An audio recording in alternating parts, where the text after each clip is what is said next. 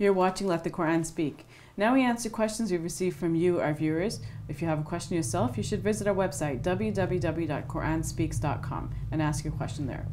Okay, Brother Shabir, this question that we have is about slavery. So the person is asking, why didn't the Prophet Muhammad get rid of slavery completely? When this person reads the hadith, he sees things like the slave of so-and-so. So there's mention of slaves within the hadith, wondering why. Well, probably because the institution of slavery was so well entrenched at the time that to make this a priority and to eradicate it completely all at once might not have been practical. So what the Prophet Muhammad, peace be upon him, did, and the Quranic revelation to him did, was to put in place certain prescriptions that will improve the status of slaves, will improve their condition, the treatment that they receive, and such stipulations as would eventually help Muslims to eradicate slavery altogether. Let me mention some of these things. First of all, there was the stipulation that you cannot simply buy a free person and you cannot simply take a free person and enslave that person. The only supply of slaves that was allowed to continue within the early Islamic societies was the acquisition of prisoners of war. And that partly was due to the fact that prisons were not developed as we have them now. And in the primitive Islamic society, there was no prison, in fact. In the lifetime of the Prophet, peace be upon him, there was no prison. So if you got prisoners of war, what did you do with them? One way was to integrate them within society at a certain level where they're not completely free as other individuals, because after all, these were our enemy combatants that you have captured.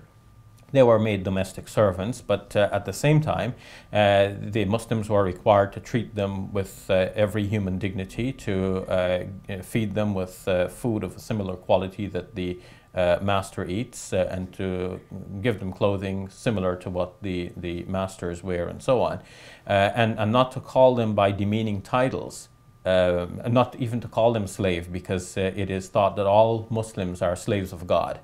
And so you might call them by a title that reflects their servant status, but not slaves.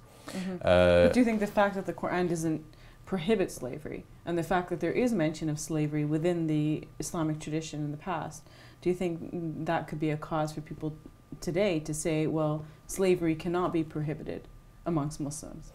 Many conservatives would think of the matter in those terms, because that's how they think of matters more generally. Once it is stated in the Quran like this, then it must be, at least by implication, allowable, and nobody should have the right to overrule that.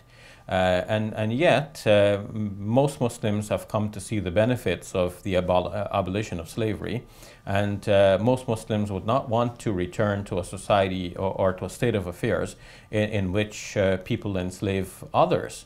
When we look at it from the principles of Islam that we know of, we see that the right of others to enslave other human beings is not a God-given right. This is just something that happened in history, and the Islamic revelation did not eradicate all at once, and for good reasons. Otherwise, the freedom and dignity of individuals is best maintained in a society in which everybody is free.